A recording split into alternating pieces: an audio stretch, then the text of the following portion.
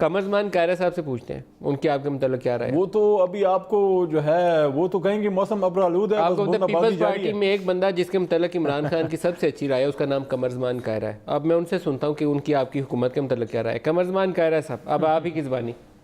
मलिक साहब, आप पॉलिसी पूछ रहे हैं कि इनकी कौन सी पॉलिसी है जिसको आप सक्सेस स्टोरी बता सके, तो यू टर्न इससे बड़ी कौन सी पॉलिसी है, और वो बड़ी सक्सेसफुली चल रही है। सो मैं समझता हूँ कि इनको इस बात पे तारीफ़ के काबिल हैं कि इन्होंने यू टर्न पॉलिसी बहुत अच्छे तरीके से चलाई है। बाकी इस मुल्क का मज़दूर भी रो रहा है, तनख्वाहदार भी रो रहा है, ट्रेडर भी रो रहा है, दुकानदार भी रो रहा है, किसान भी रो रहा है। हर तबका फ़िक्र जो है, और वो अचानक उनकी ज़िंदगियों में भौचाल नहीं आ गए। महंगाई बढ़ी है, बेरोज़गारी बढ़ी है। जब आपका एक्सपोर्ट्स गिर जाती हैं, जब आपकी ज़राअत अटैक हो जाती है, आपकी फैक्ट्रियाँ नहीं चल रही होती, आपके रेवेन्यूज़ गिर रहे होते हैं, तो यकीनन पाकिस्तान के अंदर रोज़गार श्रिंक हो रहा होता है। दूसरी गुजारिश ये है कि हम कह रहे हैं कि जनाबे वाला, अगर आप एहतसाबी अमल चाहते हैं तो आपकी अपनी सफ़ों में भी तो वो लोग बैठे हैं ना, जिनके ऊपर बाकायदा रेफरेंस फाइल हुए हैं या जिनकी बाकायदा इन्वेस्टिगेशंस हो रही है।